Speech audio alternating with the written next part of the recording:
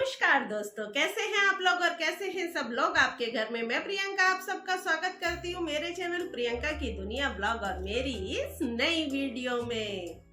सब सुख ले तुम्हारी शरणा, तुम रक्षक काहू न डरना। दोस्तों, हनुमान जी की शरण में जो आ गया है एक बार, उसे सब के सब सुख मिल जाते हैं। आप सारी कुंडलियों को भूल जाइए, सारे ग्रह नक्षत्र को भूल जाइए, सब दुखों को आप भूल जाइए। सिर्फ आपके पास सुख ही सुख होगा।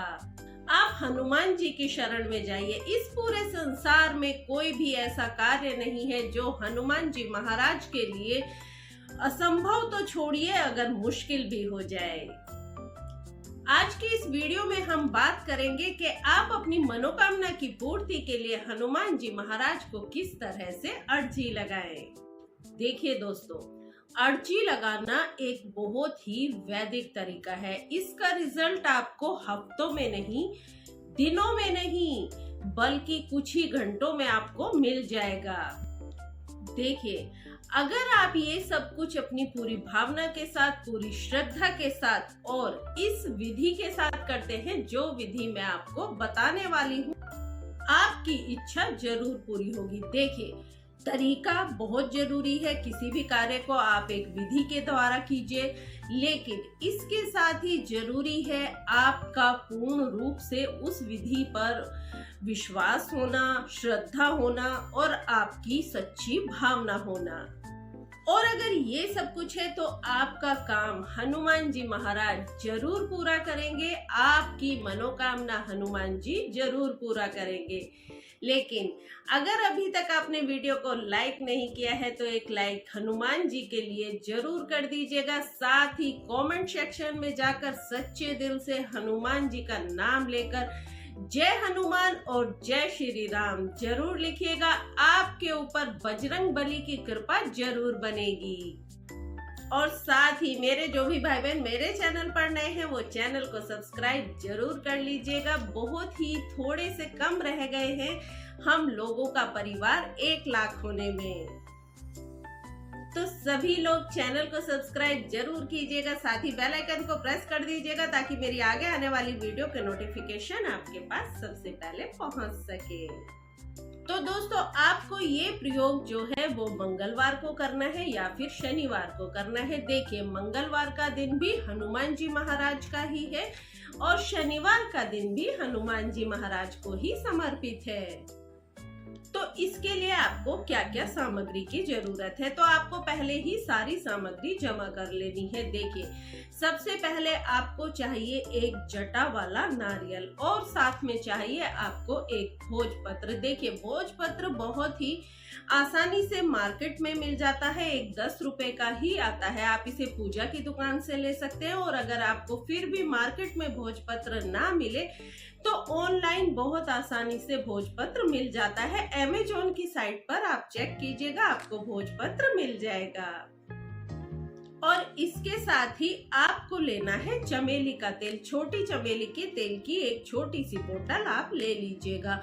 और साथ में आपको चाहिए कलावा और लाल रंग का सूती कपड़ा 1.25 मीटर जिसकी लंबाई हो। आपको चाहिए सिंदूर और साथ में एक मीठा पान। बस यही सामग्री आपको चाहिए दोस्तों। इस सामग्री के द्वारा आप अपनी बड़ी से बड़ी मनोकामना भी कुछ ही घंटों में पूरी कर सकते हैं। आपकी अर्जी हनुमान जी के दरबार में लग जाएगी और आपकी सारी इच्छाएं पूरी हो जाएंगी। तो अब आपको करना क्या है, देखिए, मंगलवार के दिन आप सुबह भी ये प्रयोग कर सकते हैं, शाम के समय भी ये प्रयोग कर सकते हैं। जब भी आपको समय मिले आप इस प्रयोग को कर सकते हैं। बस अगर आप शाम को करते हैं तो भी आपको ये प्रयोग नहा धोकर ही करना है, शुद्ध सात्विक ढंग से करना है। और अगर आप सुबह करते हैं तो सुबह भी आपको ये प्रयोग नहा धोकर एकदम स्वच्छ वस्त्र धारण करके करना है। तो अब आपको क्या करना है, आप नहा धो करके भगवान के सामने बैठ जाइए। उसके बाद आप ले लीजिए भोजपत्र।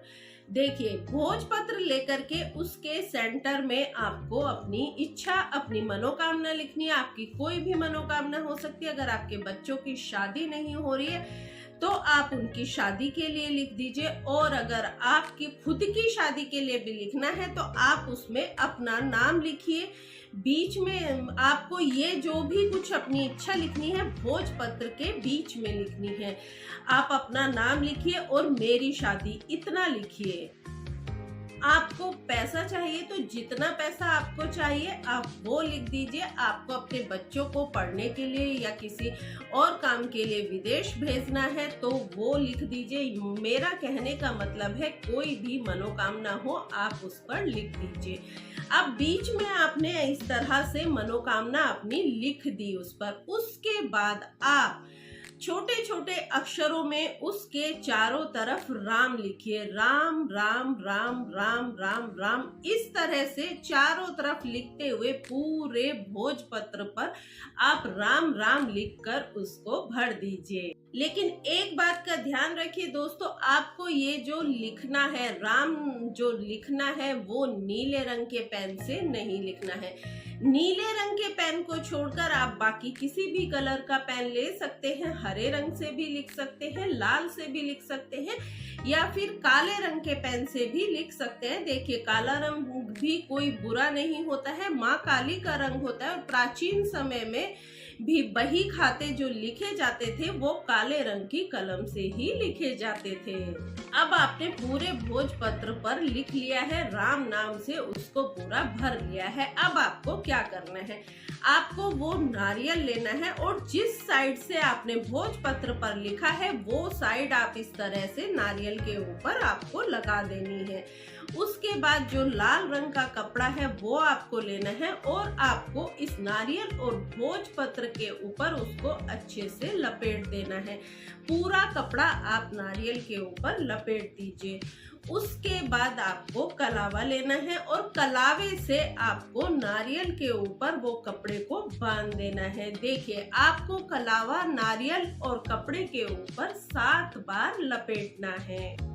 और जब आप कलावे को इसके ऊपर लपेट रहे होंगे ना दोस्तों, तो आपको मन ही मन ओम हनुमंते नमः, ओम हनुमंते नमः, इस तरह इस मंत्र का जाप करते जाना है। अब आपने इस तरह से उस कलावे को अच्छे से लपेट लिया और उसको अच्छे से बांध दिया। ये काम तो आपको घर पर करना है। उसके बाद आपको जाना है मंदिर। आप किसी भी हनुमान मंदिर में चले जाइएगा। मंदिर में जा करके आप सबसे पहले हनुमान जी की मूर्ति के समक्ष खड़े हो जाइएगा और उसके बाद आपको वहां पर एक घी का दीपक जलाना है। उसके बाद आप इस नारियल को हनुमान जी के सामने उनके चरणों में रख दीजिएगा। उसके बाद आपको जो आप चमेली का तेल और सिंदूर वहां लेकर गए थे वो हनुमान जी को भेंट करना है। अगर वहां पर कोई पुजारी होंगे तो ये आप उन्हें दे दीजिएगा, वो हनुमान जी को इसे चढ़ा देंगे, उनके चरणों में रख देंगे। उसके बाद आपको हनुमान जी को भोग लगाना है मीठे पान का। अगर आप खुद लगा सकते हैं तो लगा दीजिए, वरना पुजारी को दे दीजिए, वो इसका भोग लगा देंगे। आपको वहां पर बैठ जाना है और बैठकर आपको एक माला राम नाम का जप करना है और उसके बाद आपको हनुमान चालीसा का पाठ करना है। देखिए हनुमान चालीसा का पाठ आपको 5 बार करना है। सच्चे दिल से आप हनुमान चालीसा का पाठ कीजिएगा और उसके बाद अगर आप पुरुष हैं तो आप दंडवत प्रणाम कीजिए हनुमान जी को, और अगर आप महिला हैं तो भी आपको अपना सर झुकाकर हनुमान जी को प्रणाम करना है। और हाँ दोस्तों, जब आप हनुमान जी को प्रणाम करें तो जो भी आपकी मनोकामना है वो मनोकामना आपको हनुमान जी से बोलनी है। पूरे विश्वास के साथ आपको बोलनी है कि आपको हनुमान जी से इस तरह बोलनी है जैसे वो सामने खड़े हैं और आपकी बात सुन रहे हैं। आप पूरे विश्वास के साथ बोलिएगा, कोई भी शंका मन में नहीं रखनी है कि मेरी ये मनोकामना पूरी होगी या नहीं होगी, मैंने ये उपाय किया है, ये सफल होगा या नहीं होगा। इस तरह की शंका बिल्कुल मन में मत रखिएगा। एकदम विश्वास के साथ आपको हनुमान जी से अपनी मनोकामना बोलनी है।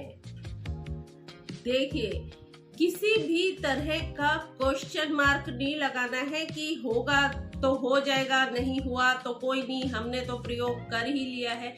इस तरह मत सोचिएगा, बस ये सोचिएगा कि बता दिया है हनुमान जी को, अब ये काम होगा ही होगा। देखना दोस्तों, आपका काम जरूर होगा। और जब आपका ये काम हो जाए तो एक बार कमेंट सेक्शन में आकर मुझे बताइएगा जरूर। तो आज की वीडियो में बस इतना ही दोस्तों। सभी लोग खुश रहिए, स्वस्थ रहिए, मस्त रहिए, अपनों का ख्याल रखते रहिए। जय बजरंग बली की।